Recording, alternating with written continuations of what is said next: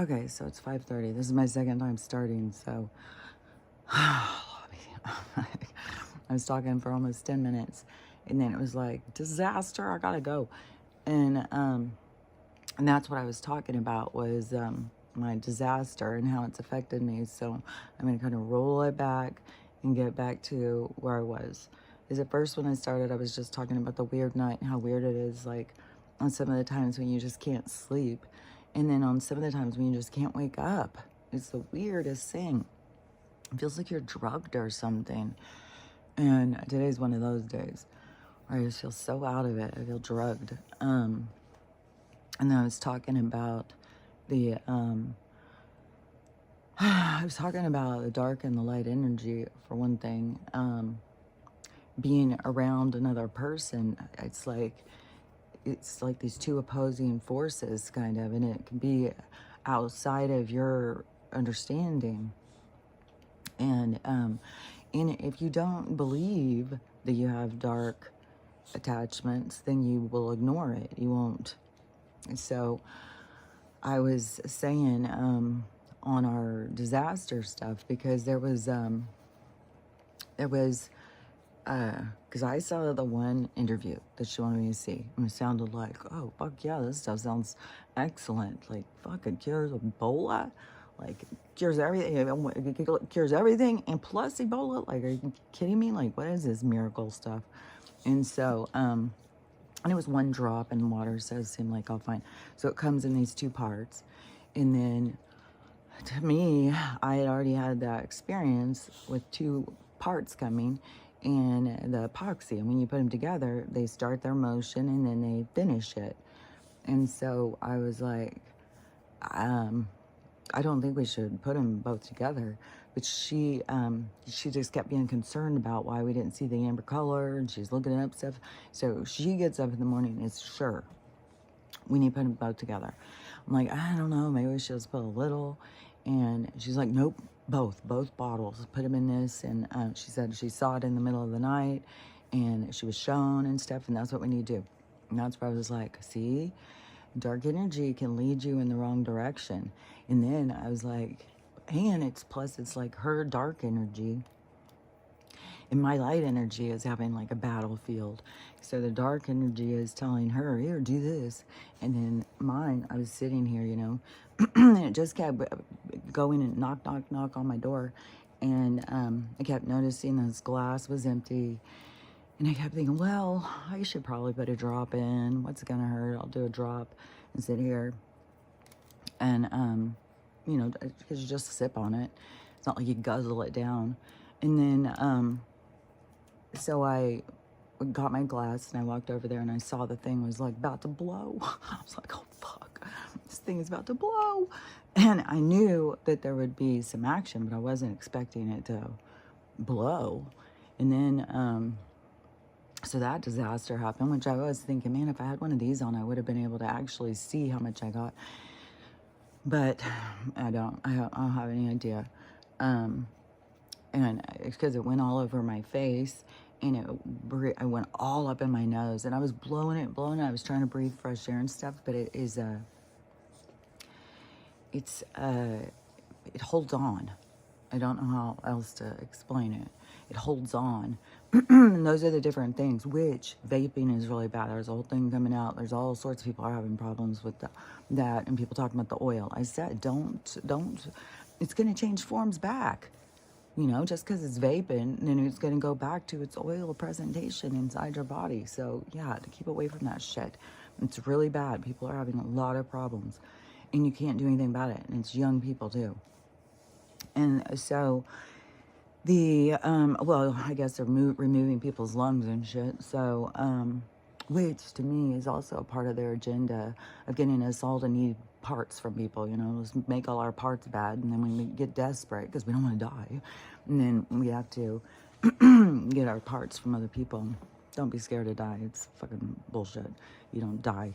So anyways, the thing, mixing them together, and then once mine had blown, And I just was like, oh shit, hers is gonna blow. So I ran upstairs to stop hers, and then I, did a more controlled thing. I had a towel and stuff, so I put it over so I didn't get as much, but still the smell. And because it's a gas too. Like there's a lot of stuff, see? And she said I should have done more research, and so she's kicking herself and stuff, but it's, to me also, I could clearly see, hold on, there's a piece of cloth that just went on my tongue. I could clearly see my own submission because I didn't think we should mix them both together.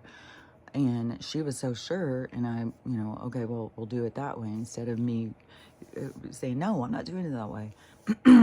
So anyways, and everything plays out the way it's supposed to play out, and you're supposed to look at your own sides, and I can look at my own side, and I can see, that I went against my own gut. And so that's my lesson, because there's repercussions. So my repercussions. So anyways, so I was like freaked out, and I had to go through the whole day and everything. I was like freaking out over everything I was feeling in my body. I was like, fuck, I don't even know. Especially because it was raining, and I had gotten so much of it in my nose. And Stella was harassing me to go for a walk, so I opened the door, and as soon as the water hit into my nose, just breathing it in, it wasn't even water dripping and going out my nose. It was just the vapor of the water, of the rain, hitting into my nose. It activated that stuff more. It was like, oh shit, man, I gotta not go out there, fuck. And so I was like tripping out, like, fuck, what the fuck? Well, what's done is done.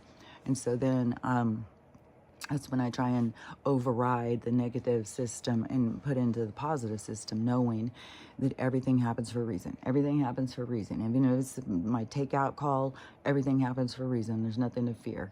And so I was going on that, and I started thinking, and happy accidents kept coming into my mind. And I kept thinking, oh yeah, because it probably was a happy accident. It was probably something, like I said, I wouldn't do it I wouldn't think like, well, I'm going to do 100 drops. I'm going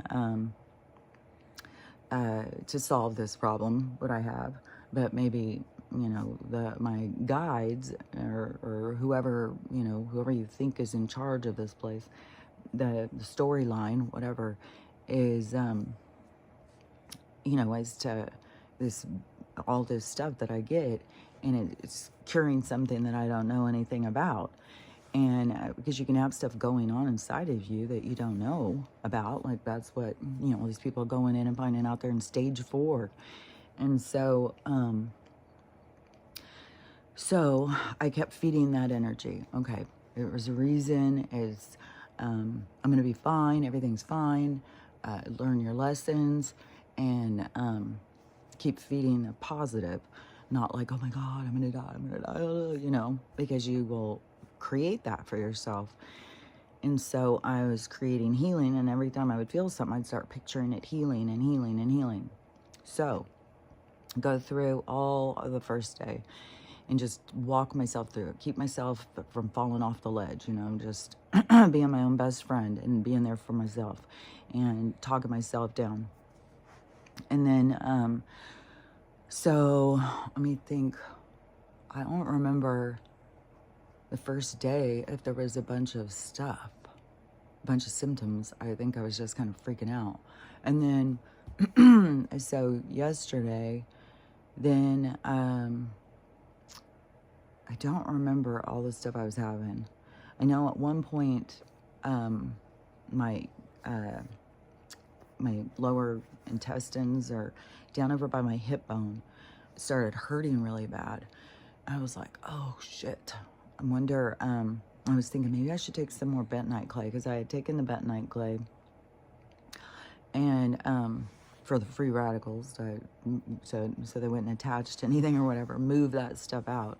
So I did do that, but I didn't take more yet, because when I was having that pain, I was like, well, I would go take more bentonite clay, but if this is attacking my gut, and then I put something else, then maybe I'm doing a double whammy. I don't know if I should do that. My mom said, here, and she's having a problem too. And she's like, my friend always said to take a spoonful of apple cider vinegar and then a spoonful of honey, and it will calm your stomach down. And so I did that, and it seemed like, okay, calm down. And then whatever we were talking about, I was like, oh, I think I should probably take some of my honey ginger, because ginger is really good for inflammation. If you have something that you have inflammation about, ginger, like if you get onto the ginger rabbit hole or whatever, you'll find out ginger has a lot of benefits. And so, and I had made that mixture, which you have to make it for a while. One of my mom's friends was sick, and I said, here, take this and give her a spoonful of that. And so then she wanted to make some, and she thought I'd be done in a couple days. No, when you are doing the ginger and the honey, it takes like a month at least. And so you just cut up a bunch of ginger, and I had bought this expensive honey from the farmer, so I used my good local honey, and I poured it in there, and then I took some ginger, you just cut it with skin and everything, and then you just put it in there, and you just put it in your cabinet, and then you can slosh it around sometimes, because it'll start getting a little bit more liquidy, not as so thick, but it's still thick.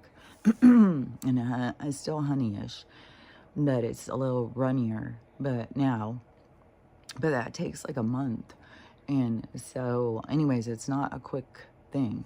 So if you want to have that stuff, you need to make it ahead, like before winter, because if you need it, because it's good for cough syrup, it's like good for a lot of stuff, if you're sick. And so, but make it ahead.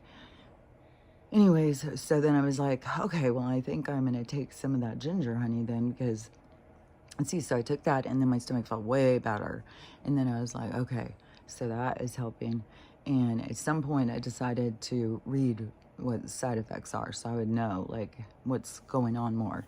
But it's really scary to go in and read that kind of stuff. It always is like, So I go in and read the first one that I pulled up, like there was a whole bunch, and as I'm looking, Google is on it with it's dangerous, this is a poison, this is, like fucking have a hazmat suit to use this shit. And I was like, oh, fuck. So I'm going down that thing, and I'm like, oh God, I can't read this, oh God, oh God, oh God. And so I get to this one, and I'm like, okay, something about side effects and shit like that. So I'm like, okay, this is the one.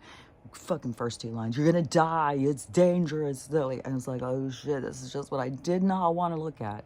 And so I read only, like, I didn't read very much of it, because it was just too screaming in your face how you're gonna die and you got serious problems and how dangerous it is and shit. So and what's done is done. I mean, you can't turn back time. And so, and everything has lessons. Sometimes the lessons are, dramatic. But so it said that it attacks the gut. So then I was glad I didn't take more bentonite clay, because I was like, oh man, because that is and my gut is struggling right now. I don't know that I should take that. I may take some more. I don't know. I'll see as this day goes. But so far, and it could have something to do with the bentonite clay too, but so far, I have not stopped going to the bathroom. That's why I had to stop earlier. I had to run to the bathroom. It was like, oh my God, how in the world can I go to the bathroom this much? Like, what is going on? Like, it is cleaning out my fucking guts like crazy.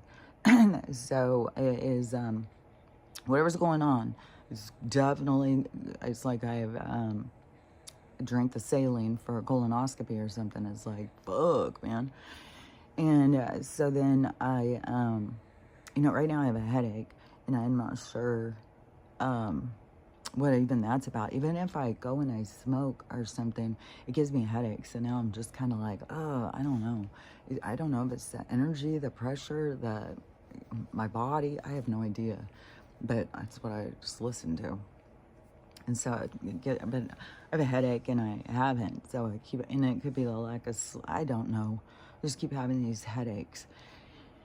And so now I got this overactive gut. And so, but what I did read in the first few lines was that it's for water treatment plants. to keep the water clean. So this is the stuff that I don't know. I mean, I don't think that they're giving us enough of the in the water to help us. Even though the water smells like chlorine, I don't think it's this stuff because we would all be healthy.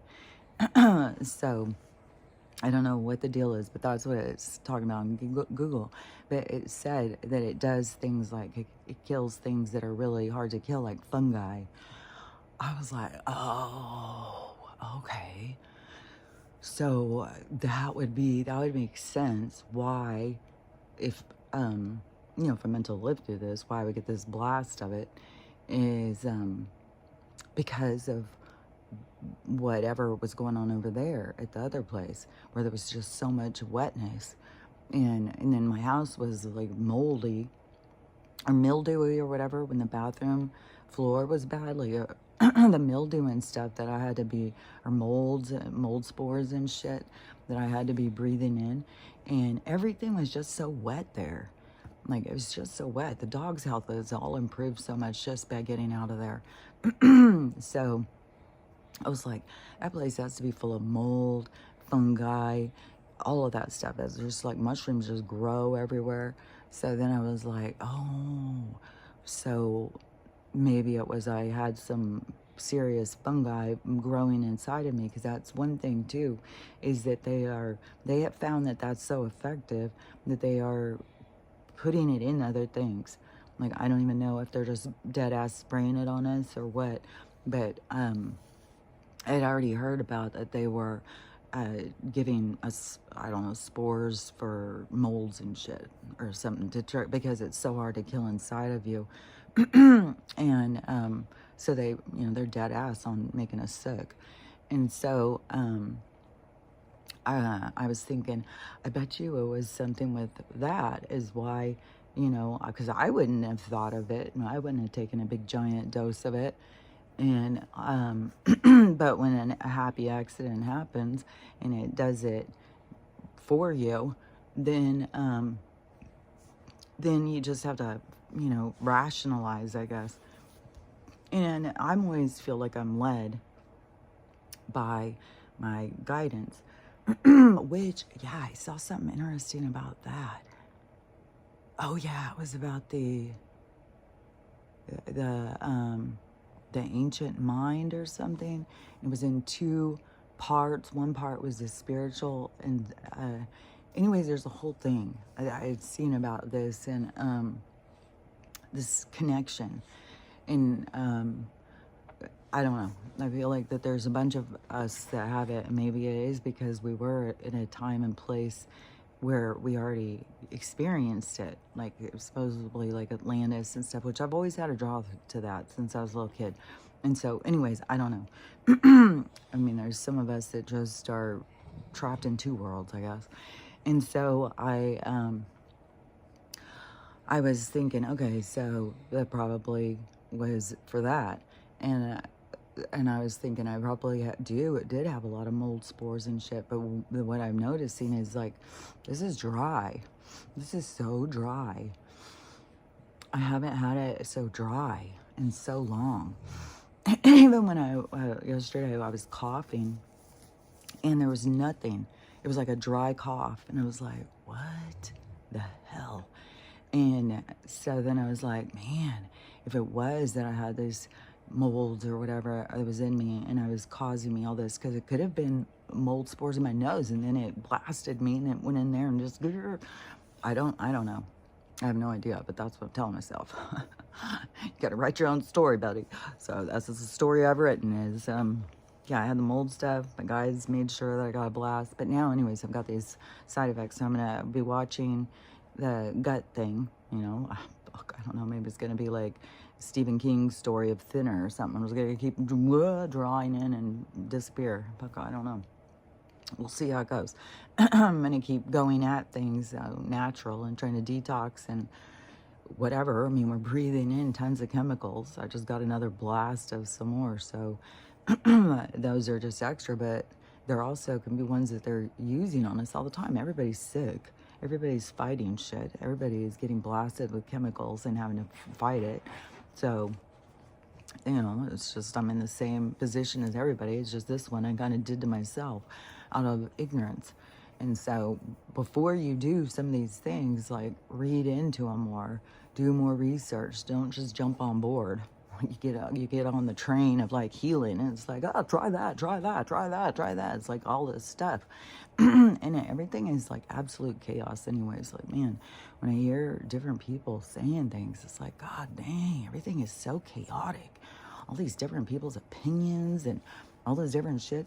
I mean, it was of course disappointing when Donald was like, okay, we're doing the tariffs. I was like, are you fucking kidding me? This is our big news. Okay, we're going to do the tariffs. We've already been told this a bunch of times, but now they're going into effect or whatever. And so the repercussions, though, that is what I was excited about. So it's like, oh my God, how long is this going to drag out? Like, fuck, man. And, which now I am thinking I'm moving out of Washington State. Like, I don't know how long this is going to drag out, but Washington State's gone fucking rogue, steroid, mental. I'm so fucking sick of it. And, so I even, my mom's even telling other people, like, well, just go move to Idaho. And so I told her, I don't think I'm staying here. And she said, yeah, I have to go to Idaho. And so that's where I was thinking, maybe if I want to stick around here, Idaho is still on the map of being able to be a safe place. And so I'm going to maybe go look over there for a place or something. But no fucking way am I going to stay in this bullshit. And fucking tax and but it's all to get people to wake up. It's all to get people to be like, well, that's not good.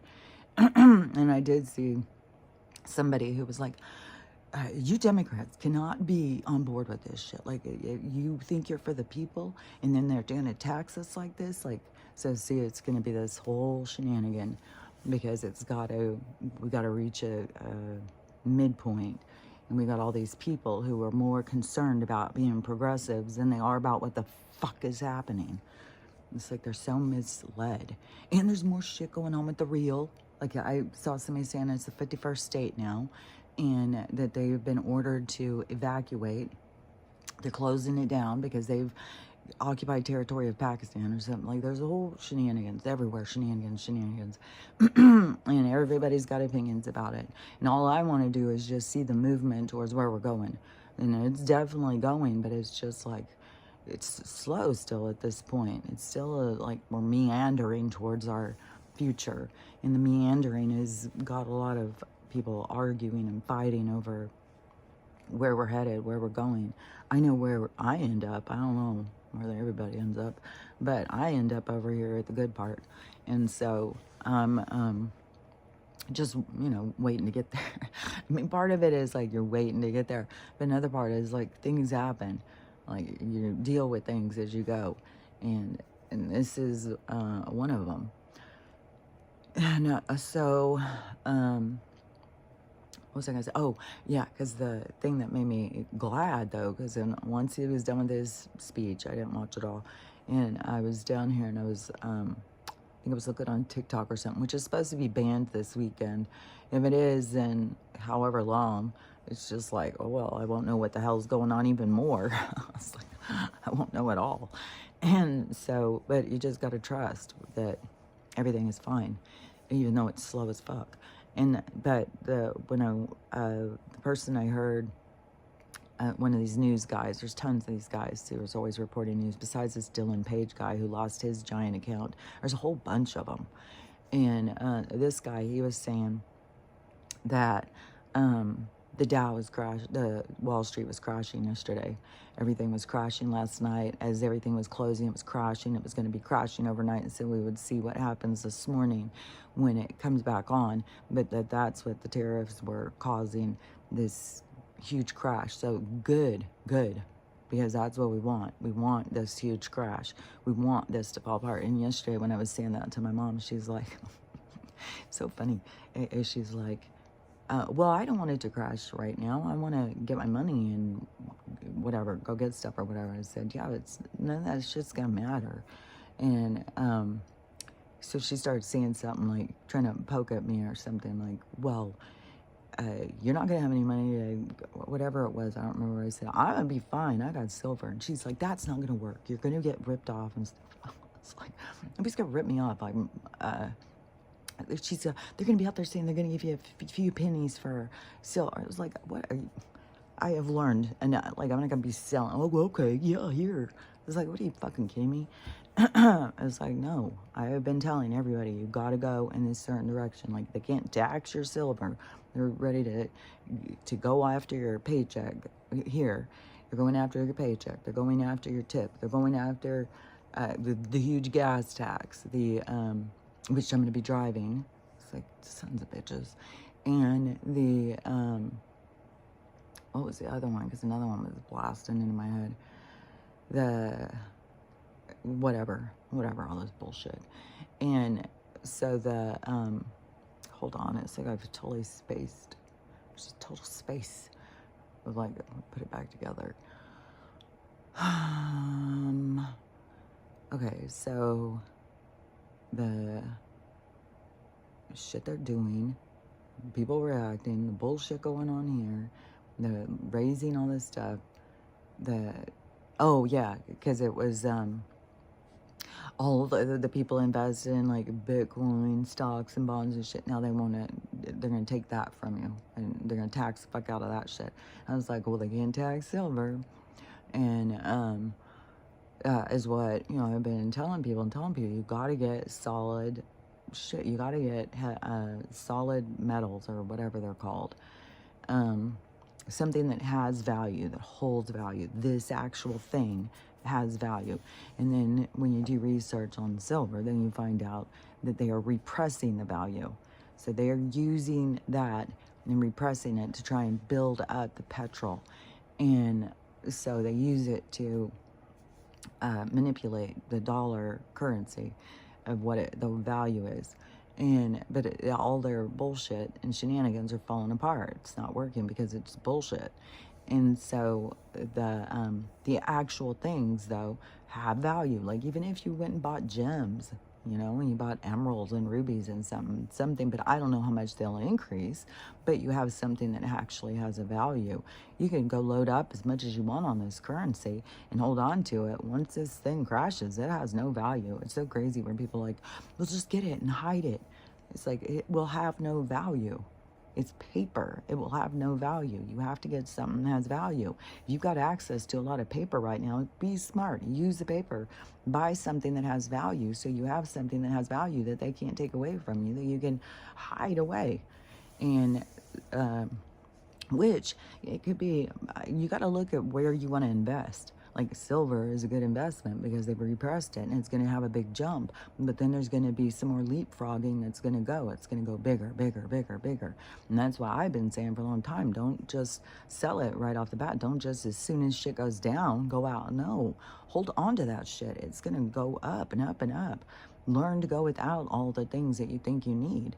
And, so anyways, you got to be wise about it. You don't just go and, you know, here, take my silver. You know, I need to go buy dinner here. Take, you know, because you could be giving somebody like $1,000 worth. You know, because the next week it could go up to $1,000 in an ounce, and then you just gave it away to go get food. It's like, I'll skip the food part.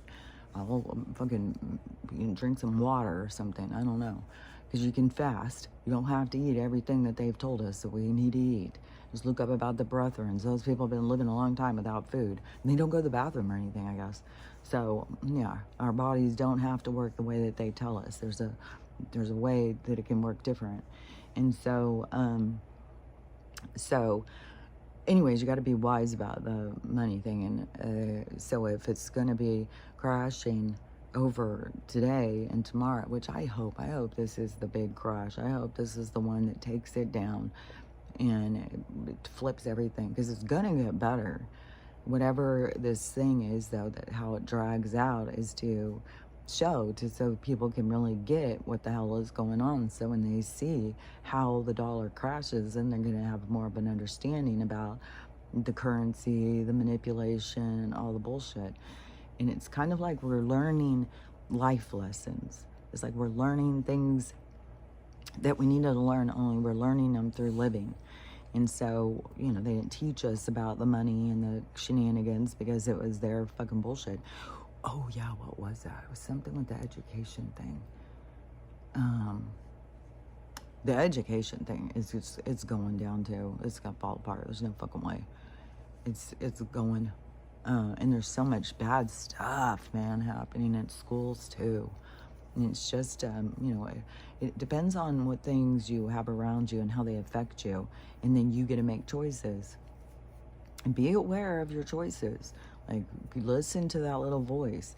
That little voice is nagging at you and keeps saying, don't send your kid to school. And you're like, no, I've got to send him. It's the rules. I get in trouble, and all that stuff.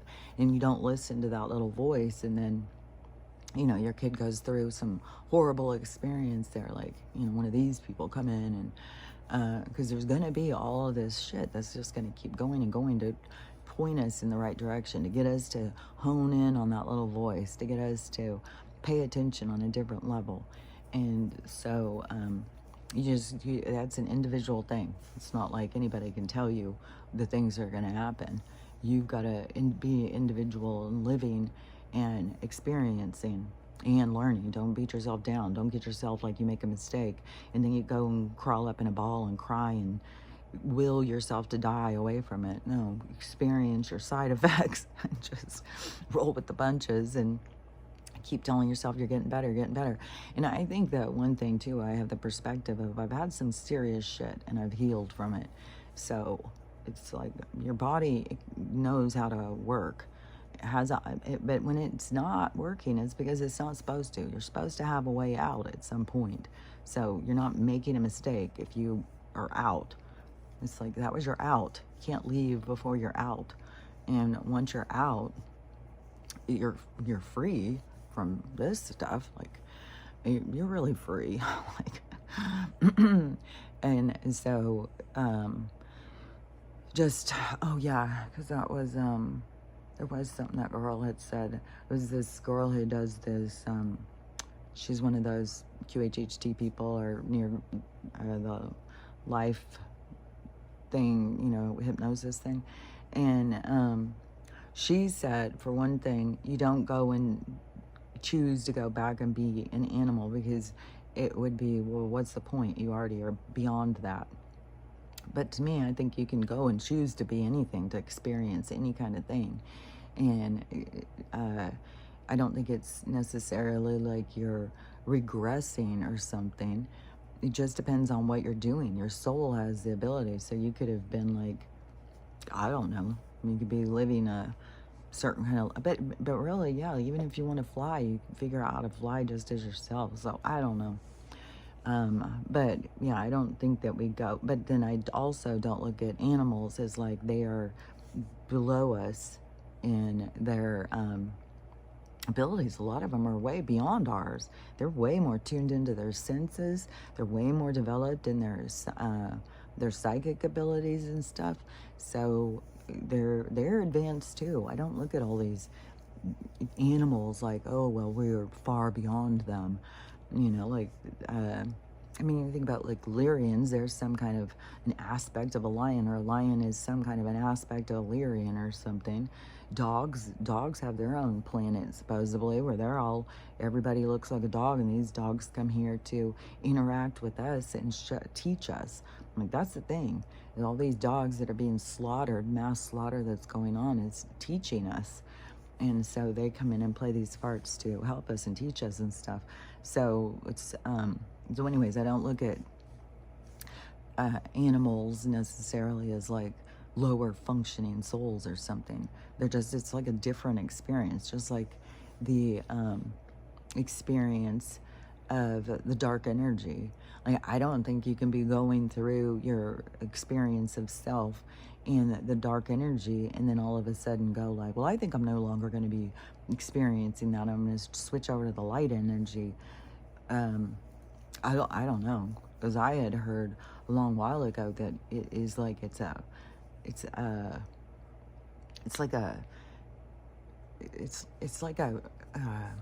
a pull or something. Like, there's energy and you are pulled in one direction or another. and you choose to go through that to get all your learning, to your development. And so there's a lot of learning development in the dark energy. And so, and I'm not talking about like the archons and stuff. I'm talking about beings that come into experience the dark side of themselves. And I don't know if some of those ones are, we all have those in our soul groups or something, and they play a lot of dark roles or whatever. But I had heard that a long time ago, that like that we don't all go and do really horrible things. Like, see, I can't say that because then it's like, oh, see, some of us don't kill and stuff. No, we all do that kind of stuff. It's just a different, the way I had heard it, it was just like a different way of learning. And most people go to the light. Most of the souls go to the light. And maybe like the dark ones are the ones like the Dracos and the reptilian. Well, not even all the reptilians are dark, but you know, like the vamps or whatever. These people. Oh yeah, because I was watching this movie yesterday too, and oh yeah. It was Village of the Damned, and it was an old movie. And so I started watching it. I was like, I didn't remember this being about this, but anyway, so I started watching it, and it was like all over the globe. This one time the lights went out, and all the people fell asleep, and then when they woke up, there's a bunch of women who were pregnant, and then you give birth to all these babies that look exactly alike, and then it takes a while, but they start figuring out that these are beings from somewhere else, and they've implanted and come here, and that's like a takeover. And but there was a conversation. Christopher Reeves is in it, and he has one of the kids, and the kids can mind control you. They can make you do things you don't want to do. So they make all these people just kill themselves all the time. And so he's having a conversation with her at some point, because they know, she knows that he knows what she is and stuff. And so he starts saying about, they're having this argument about who's more intelligent.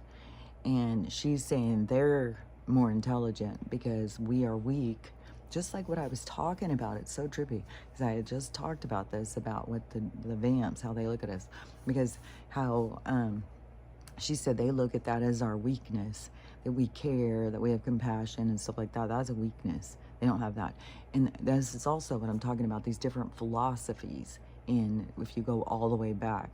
And so there's a group, and like the vamps have the same thing. You don't have compassion or caring. And I don't know, like, you know, every vamp, but I'm talking about this certain group, the ancient ones that have been here for a really long time, that go back to the original people who have got control over us and stuff. And they are,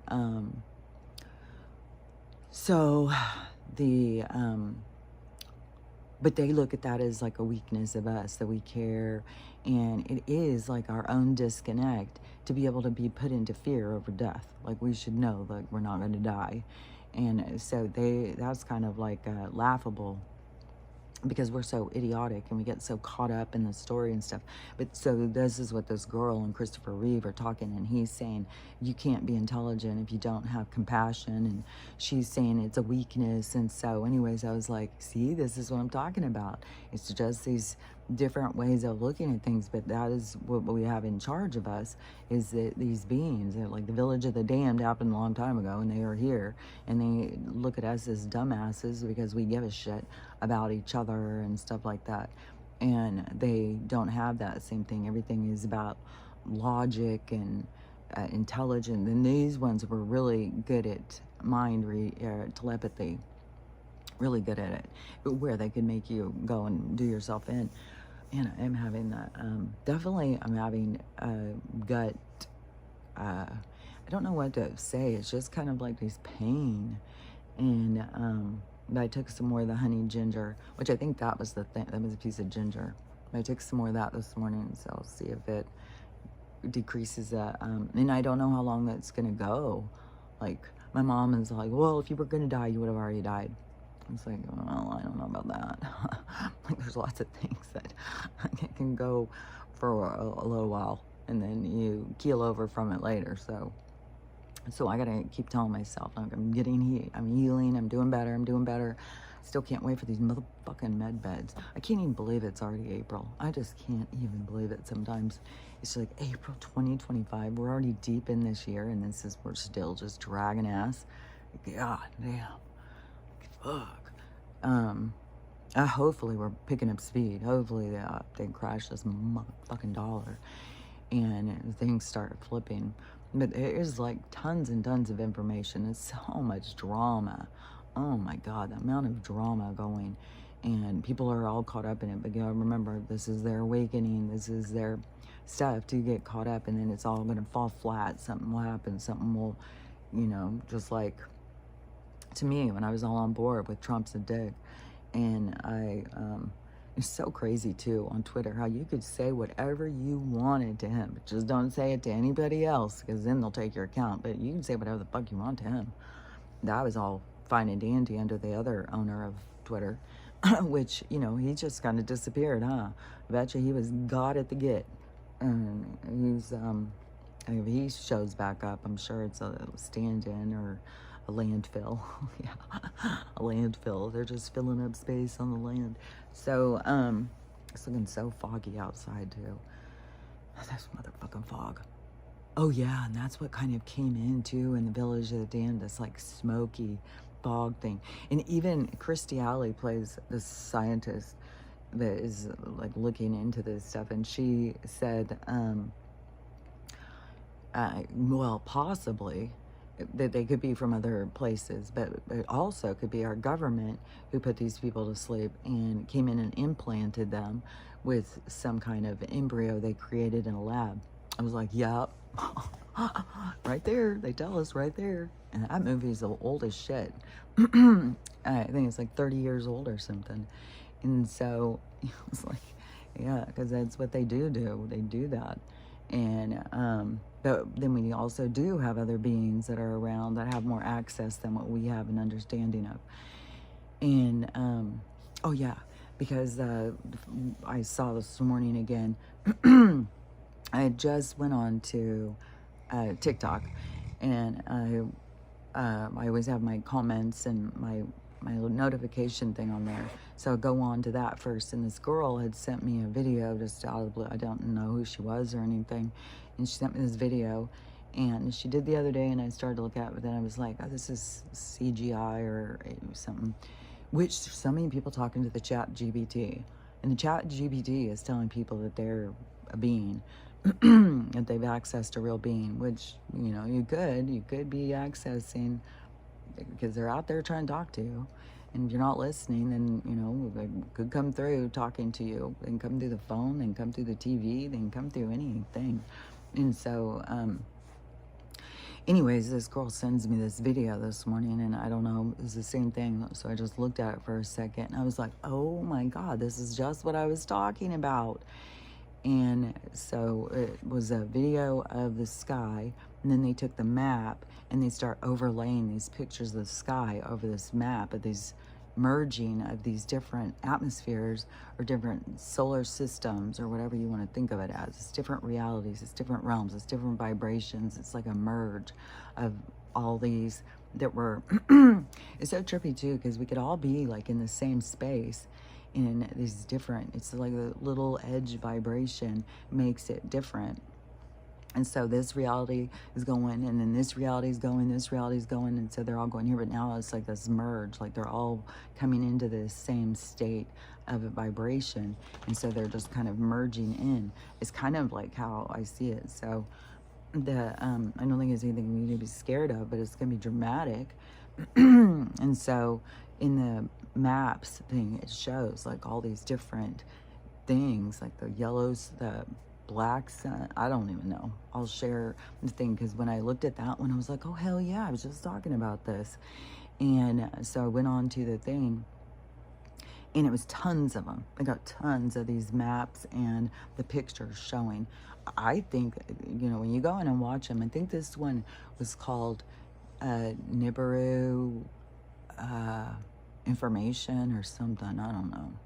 It was something with Nibiru though. So if you're wanting to see more of those maps, I think probably in that group that they're sharing them more, because that guy, whoever this guy was, who started making these maps, and he made them a long while ago too. Don't forget that some people are more connected, so you start making these maps. It's coming from somewhere. People think that their brains are just making shit up. No, you're communicating. You're communicating. Even like I said, you're writing a book. You're communicating. You're going into this state of mind, and you're getting communication. You're entering the universal highway of information. So you think your thoughts are all your own, but they're not.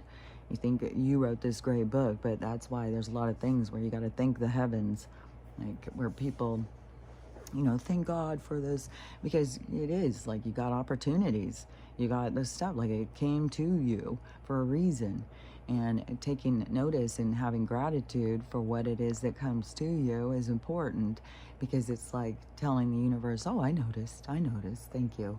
And so that is, we have a lot of that. But people just don't acknowledge it because they think their thoughts are their own. It's like, no, your thoughts aren't your own, and your experience is also laid out for you. And so, I don't know, just being aware of that and acknowledging it, I think is you're vital, but it's important. And so it can change your reality. It can change how you see things, like if you're writing a book and you're getting all these great ideas, and then you start realizing, oh, I'm getting these ideas from someone somewhere, and but then also you don't want to just start communicating with any old friggin' being that's out there that wants to communicate with you, because there can be tricksters and stuff. They can be ones that you think you can trust, but you can't trust. They're just playing games with you. And then you have ones that I don't know, it seems like ones that are just like they can't hide that part of them. They can trick it, they can layer it, they can put something on top of it, but it's like you could see through it. But like, like the archon, like if you think of the dark energy as the archons, like they can't hide that, but out of your ignorance or not being aware of them, then you don't even know that they exist. So they can manipulate you through your own ignorance, but it's not like that they can pretend to be angels and be archons or something. And they don't even have that ability to do that much. They are way more, to me, like earthworms of energy. They are, I don't know, they're parasitic. They feed off of our energy. They use us. And I don't even know that they, like they build up, but it's like a different kind. It's like the blob kind of, it builds up as more of this dark energy, but, what is the value of it? And like when we build up on things, we build up on knowledge and things that take us up, make us better. So that's the difference too in the dark and the light energy. The light builds you. The dark, I don't know. It builds, but it doesn't really have much to do. It really is like the counterbalance. It's like if you just lived in the light and everything was great, then how would you? To me, it's so representative of where it was, especially like this one kid that they had in the news, and it was, I don't know, 10 years ago or something, and this rich kid. So he was a rich kid, and he was, I don't know, I think he was still in high school, and he was just out of fucking control. Just go do whatever he wants. He's driving around drunk all the time. I think he got in a car wreck and he killed like a whole family or something, like 4 people or something in this wreck. And so his family jumps in to save him, and instead of him going to jail, they get him in some sort of facility. He's gonna quit drinking or whatever.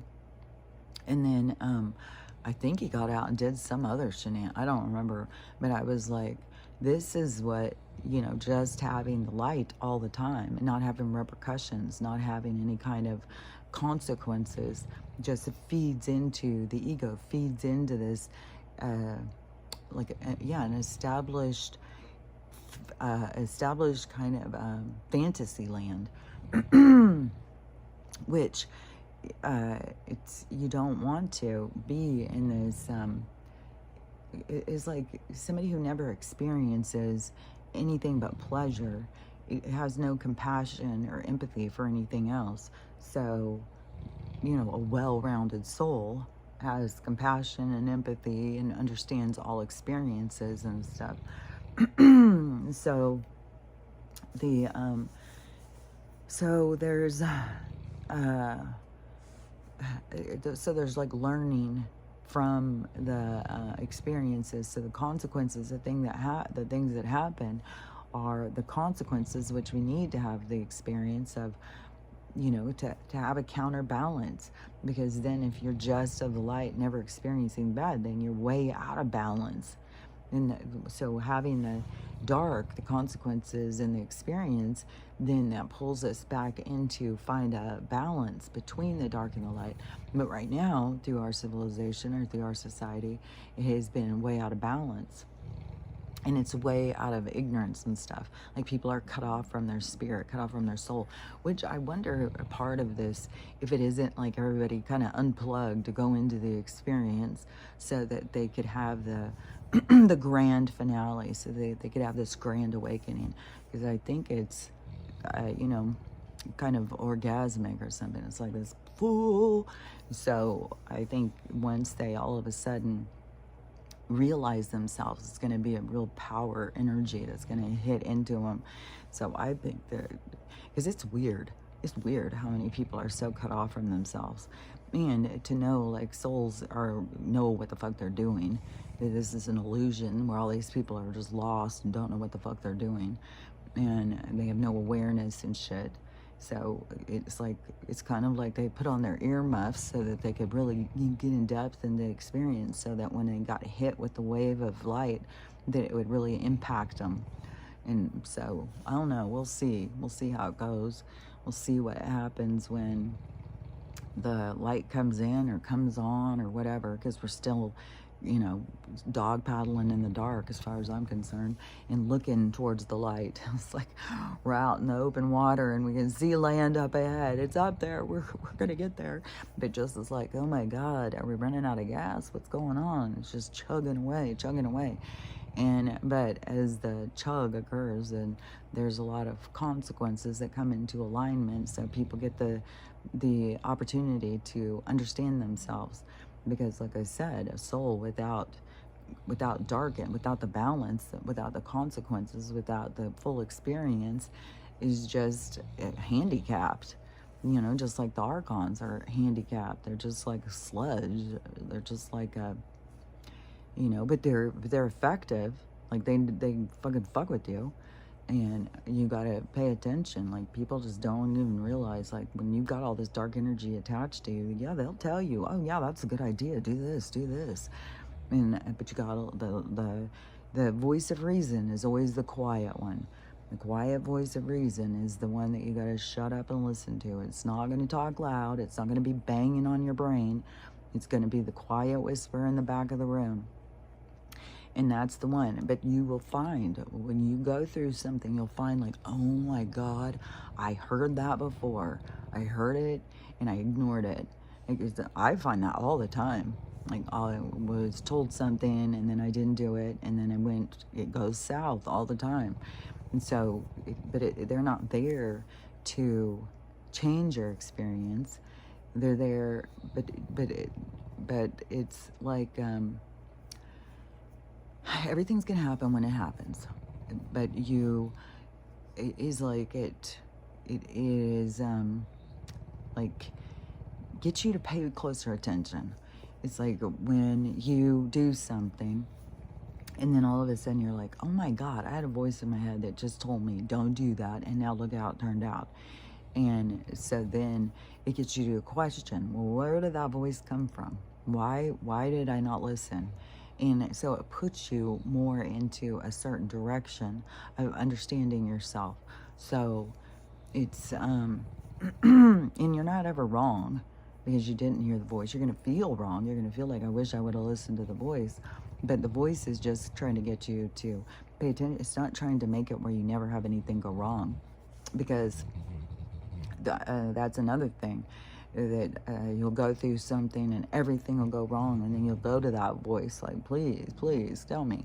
And sometimes they're just quiet, like they're not going to say anything, because they know you're going to figure it out, and that things are going to play out and you're going to see it for yourself. They talk when it's time to talk, and they don't talk when you need to figure something out. So when you're not getting communication and you feel like you should, it's because they know you're going to figure it out. They're not there to just walk you through life. They're there to, I don't know, it's kind of like a buffer system. It's kind of like a guidance, kind of like to keep you on the roadmap and to keep you going in a certain direction, but they don't force it. And it's you and your journey and your abilities to pay attention and listen, and it's all for your own witness. It's you as the witness, you as the determiner. You are the one that's supposed to figure it out for yourself and find your own balance. It's not like there's one perfect way to be, and that's the way that we're all going to try and be this perfect thing. No, you're here to experience yourself and your understanding, your communication, your abilities, all of that stuff. So, another thing in that movie, In the Village of the Damned, they all worked like a flock. I think once we get more out of division and more into unity, and communities start building up, there will be kind of like a flock or something. Like people are going to really be in a rhythm. Like things are just going to go into a rhythm. When people come into alignment with the people in the same vibration, it's just going to, it's just going to go into a time of peace, of tranquility. It's going to be like everything is just rocking and rolling in the right direction. It's got a good wavelength. It's going. But right now we're in the stumble. We're in the transition. We're in the part of leaving this darkness, and the darkness is attached to us in our own darkness, and we're in there leaving from that. And it can be a lot of different things can lead your darkness.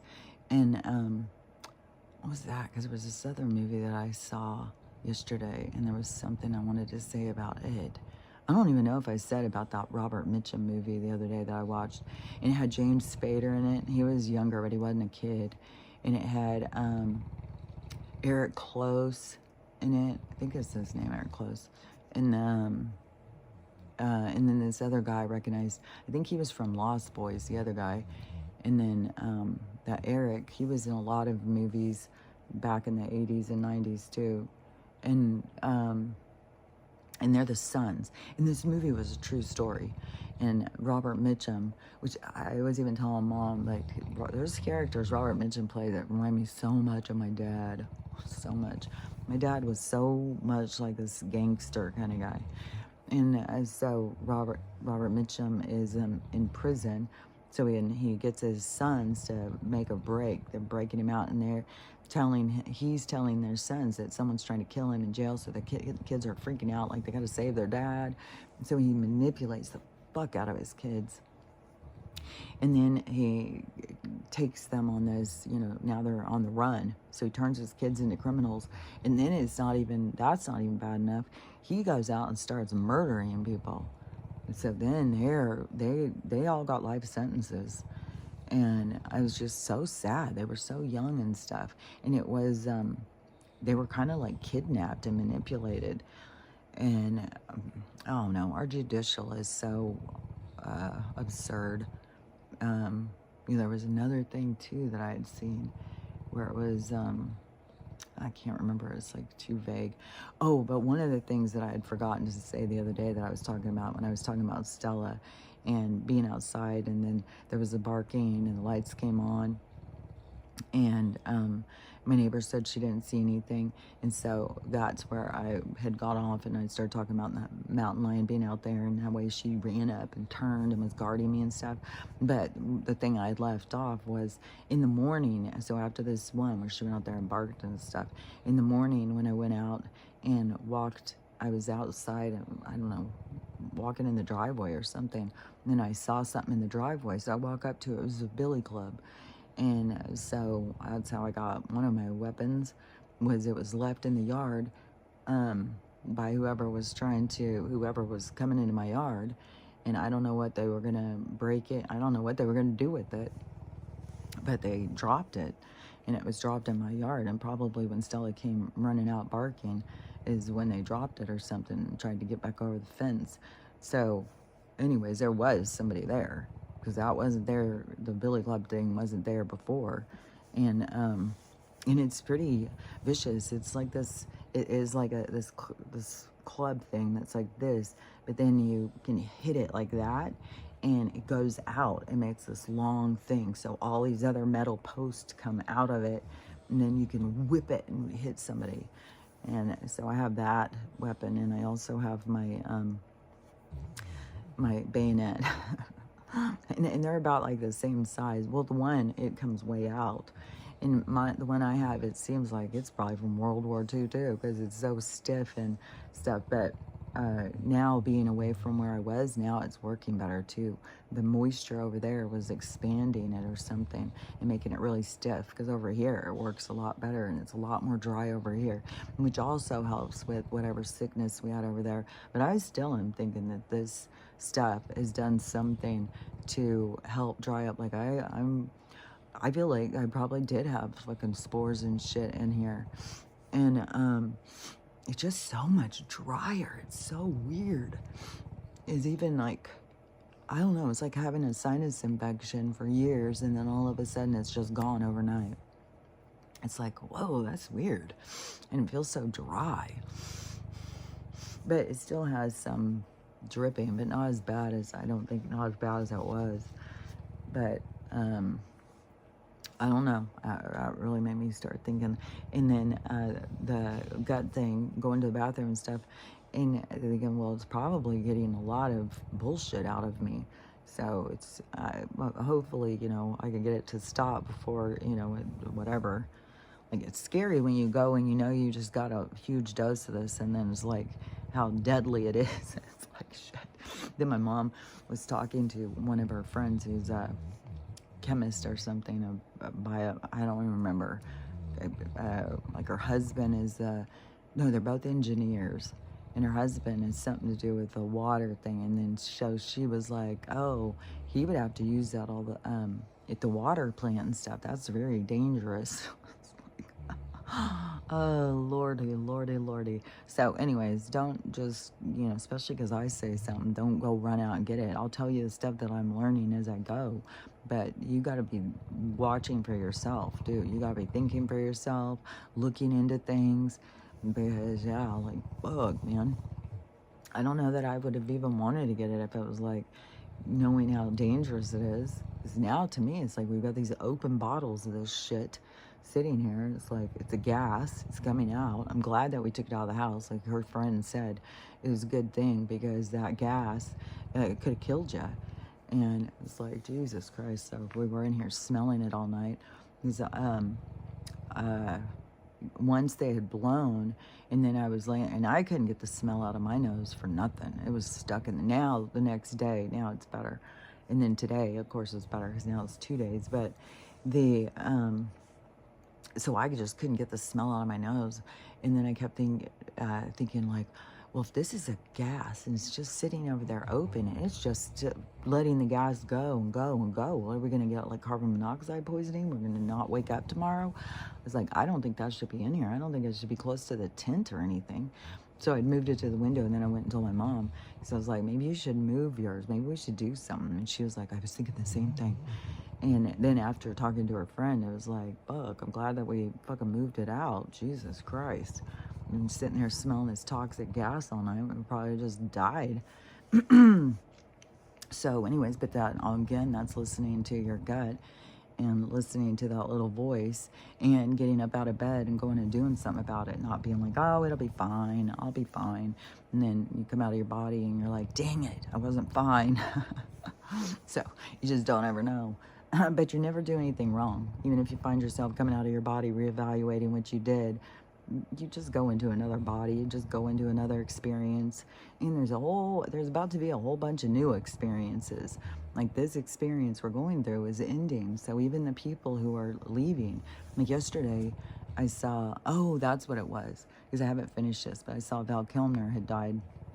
And they do this all the time. They're always saying somebody died, and then they didn't really die. So I didn't really pay that much attention to it. But then I started seeing, that these other people are giving tribute to Val Kilmer, and he was great and all that stuff, which I loved him back a long, long time ago. But then it seemed like the same thing with Mickey Rourke and Val Kilmer. They both kind of went off in this, I don't know. Like I don't know. Like maybe they were cloned, and I have no idea. But they were different when they were a long time ago. Like if you saw them when they were first out acting, and then where they ended up going as they got older was different. And so, but I liked Val Kilmer, and so then I was like, oh, I'm gonna watch that movie, The Doors. And so I found that and I started watching it. I was like, oh my God, you go watch this after you wake up, and it sure gives you a different perspective. And because he's so into the drugs and the trippy shit and all this stuff, but him, I think Hendrix, there was a few of these people that are supposedly all part of this the C with the I and the A, their studies on what happens with the people with hallucinogenics and stuff like that. Like they did all that. That's what happened with the Manson grant. All that was a part of their study. Hendrix, his dad or something was from the military. Jim Morrison's dad or something was from the military. I don't know. I heard all this stuff a long time ago. Like you can go look it up and stuff like that. But supposedly they were all part of this program and a part of this wave of taking us in a certain direction. And it is also, it was trippy is like when you're watching it and how different it was back then, and how everybody was like thought that they were in this big time of change and stuff. But then there's this other aspect too where they say that was a big part of the awakening. But then we flipped back kind of, but we didn't keep going in that direction. They were able to flip us back. They brought in the 80s, they brought in drugs, and then go, oh, you guys think you're all like earthy? You think you're all like into experience and just living life and all that? Well, we're going to get you some drugs, and we're going to turn, is they started bringing in the drugs in the, and it's the same group, the three-letter agency doing all this shit. And then they started getting opposing forces, creation of gangs and stuff, and criminals. And so they took us in this other direction, and now we went deep into that direction of indulging into fetishes and sex and drugs and all that stuff. And so now it's like pulling back free from that. But yeah, it was like we were going in one direction, and then they were kind of like steering it too. It's like they thought like, oh, let's see what happens. But it started bringing everybody into this other state of consciousness of connection and feeling the world and stuff. And so there was a movement during the 60s and 70s that was all about that. Free love, no war, peace, people living in communes, people not being uptight about sex, especially because they were all had parents that were super uptight. And you were only allowed to do this, you were only allowed to do that, and all that stuff. And so it was this openness to experience and experiencing life, which to me is like what we are here to do. We're here to experience ourselves. And then sometimes you do things that are stupid, and then you feel the repercussions, and then you get to experience that. And you pull it in or keep it going, whatever, it's up to you. But we are here to experience this place, experience life and stuff, and that's what we're headed back to. And but anyways, I think I'm only into that for like 40 minutes or something. Like he was just on the, it was funny, as he was just on the, not Milton Berle, The show is a really big show. We got a really big show tonight. What was that guy's name? He was popular a long time ago. Like back in the day, there wasn't lots of shows. There wasn't a lot of stuff on the TV. And TV was pretty new. And the shows and stuff. And this, Ed Sullivan, that's what it was. Ed Sullivan's show. And it was kind of like a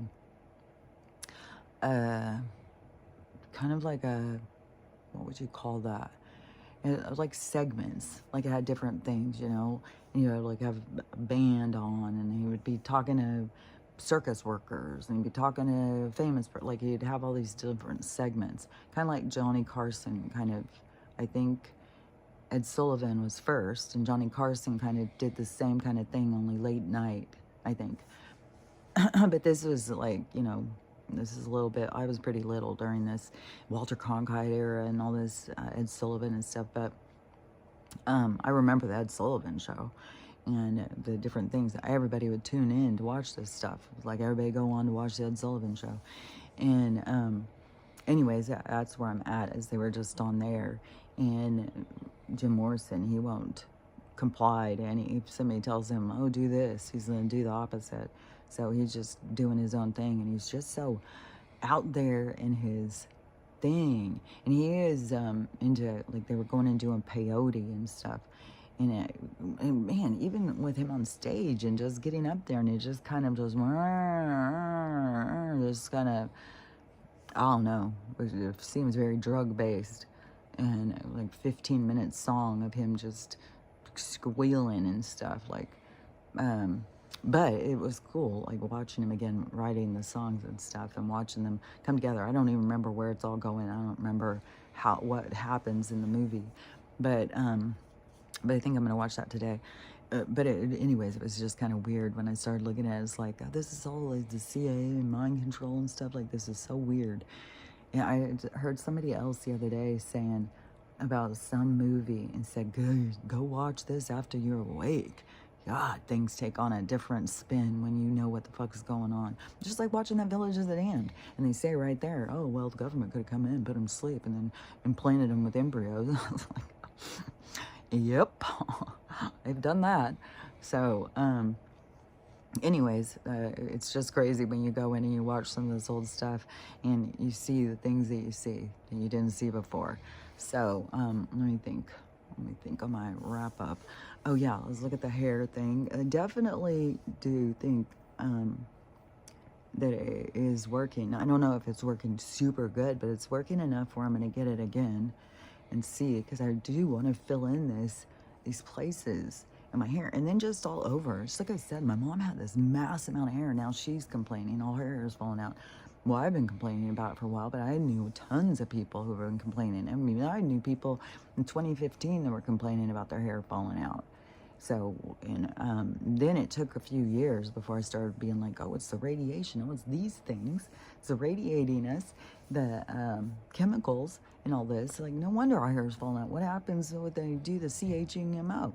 When they get loaded down with chemicals and radiation, whoop, the hair falls out. So, yeah, we're having the same shit. And it's been going for a long time. And so, it's the battle to our health. So I'm going to keep doing those. And then I had seen, oh yeah, because there's a mushroom, of course. There's another mushroom that it causes your hair to grow. Let me think what it was called. I have it saved in my Amazon thing. It's like, maybe it's called the tiger milk mushroom. You could look that up. I think it's called the tiger's milk mushroom. And but I might be wrong, but you can look and see. But that one promotes hair growth and hair health and all that stuff.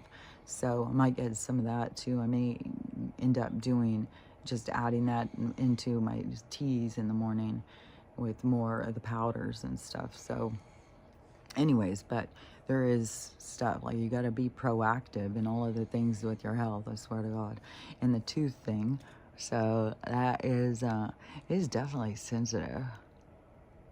But it definitely is really narrowing in on, it is like so much smaller. It's like this, like edge of my tooth is broken off now. So it should be I don't know. Some of this depth part, because it's when it goes really gray is when it's in the deepest parts. I'd say, but it grows like it slowly, just like everything goes slowly. It is grows, and then it a little bit more, and then it starts, and then it fills in that part, and a little bit more, then it fills in that part a little bit more. So I don't know. It could keep doing that until the very end, where all of a sudden it's just like, man, there hasn't been any gray. It's just white. And so I don't know. It'll get there.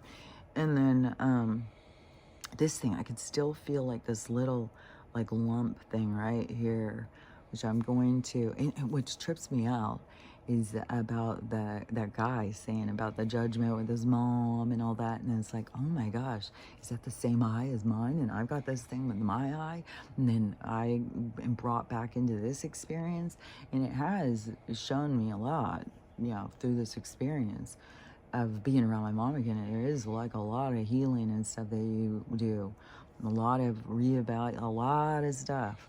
And definitely, like what that guy said, is like learning how to appreciate the good things and not being so judgmental on the things you don't like. And especially look at it as like, you know, when you didn't like it, you were a child.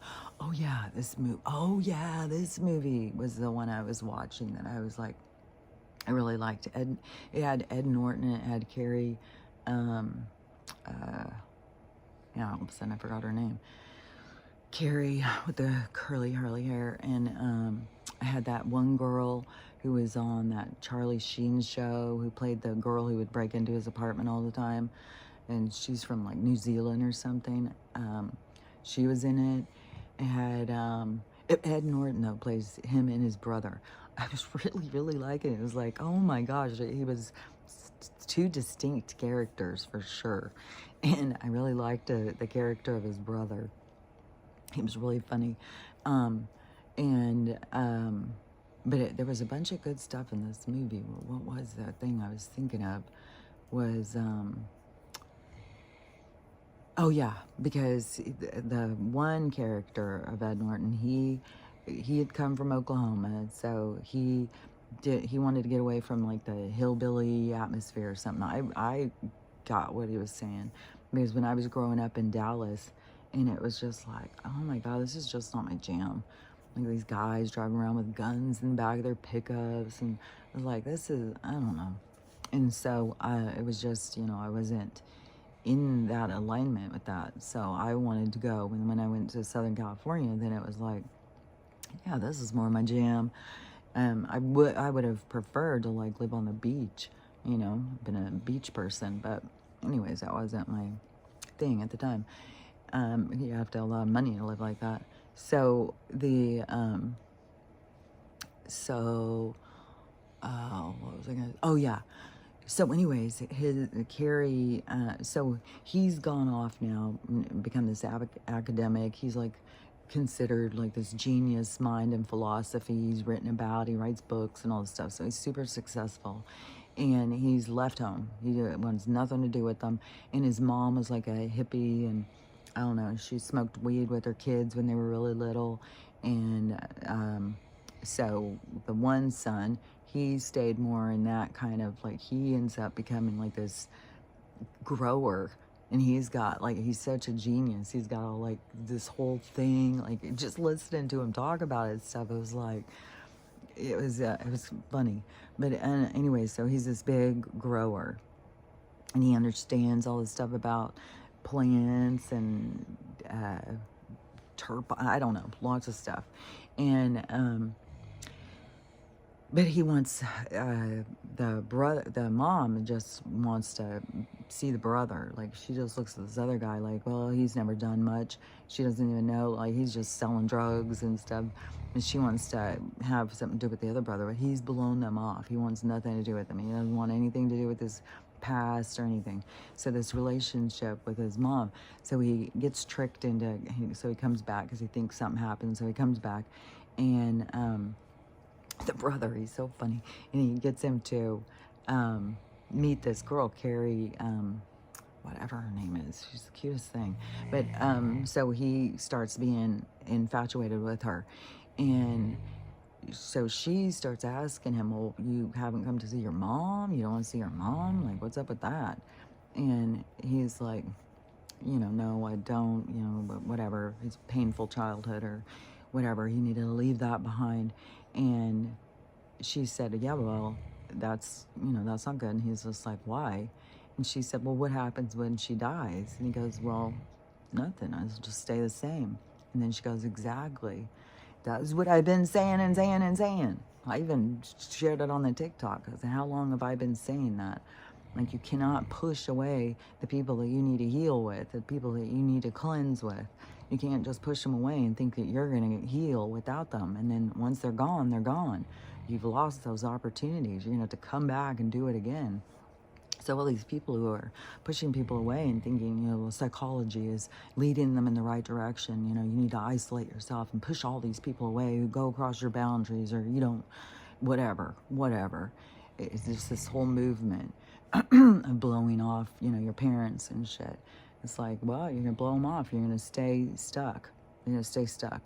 If you want to grow, then you have to participate.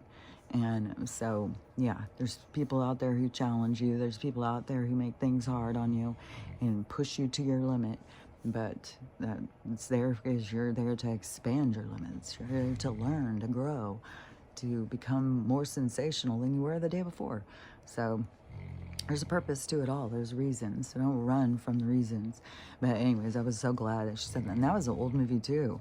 It was like super old, but I was like, that is what I've been saying. You cannot just push somebody away and think that you've cleansed them out of your life. No, you're carrying some stuff, and you're not going to be able to heal it unless you have some kind of interactions.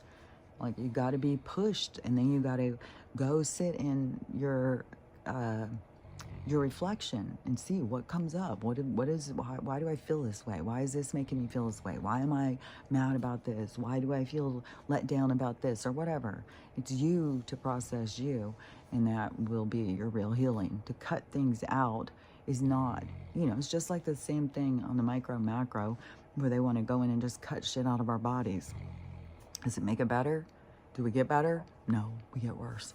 So think about the micro, the macro, and everything. Everything represents everything else. So yeah, you don't want to just be cutting people out of your life and think things are going to get better, because they're not. They're going to probably get worse, because you need to heal, you need to grow, you need to be expanding, and especially at this time. That's what this time is all about. And so everything is a reevaluation. Look at things different. Look at things deeper. Look at things thoroughly. Don't just cut people out of your life, but then you also have got to learn how to have boundaries. You got to learn how to, and that doesn't mean to just cut people out, but it means to know, like, everybody's got to figure out their own boundaries, because they're going to be different with all the different people. It's going to be however far they push. You got to know when to say no. And so boundaries are important. And you can't just be like, well, you don't listen to my boundaries, so fuck you.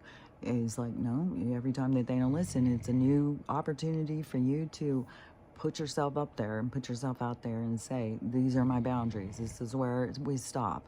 This is where, as far as this is going, right here. And it's a lot, like, you have to develop a lot of yourself, this vulnerable side of yourself, putting yourself out there, and also a recognition of where you stand on things, And I swear to God, you're going to have that little voice in there talking to you, so you got to quiet the mind and listen. And so, anyways, that's what I got to say for the day. That's what I got to say for the day. For this part of the day. I'll keep talking the rest of the day. It just won't. Just keep whatever. You know what I'm saying? I feel so weird. Like, I feel so weird in my head and stuff. I feel really weird. And I got to keep telling myself, it's not the stuff. It's not killing me. I'm not dying right now. I'll be fine. I'll be fine. So I'll be fine. If I'm not, I'll meet you on the back end of I'll see you over at the Age of Aquarius, because I'll be there. I'll be going there. So anyways, yeah, I'm going to the good stuff. I'm going to the fun part. I'm going to the abundancy. I'm going back to live in the jungle and run free. Go out and howl with the wolves and run with the deer. Go out and live and experience what it is to be alive. What is it like to be alive? So I think most of us have been living what it's like to be dead, be controlled. It's like we've been living the dead life. Now we're going to go into living. So it's exciting, and so don't let them beat you down, and go with the flow, even though it's slow. Don't get beat down, and don't think that nothing's ever going to happen, because it's happening. We're in the rollout. So anyways, just keep on remembering, important thing is to keep working on yourself and learning how to love yourself. Love everybody. It takes healing, and learning how to have the day that you want to have. It's all in you. So we'll talk to you tomorrow. We'll talk about it again tomorrow for sure. I'll talk to you later. Bye.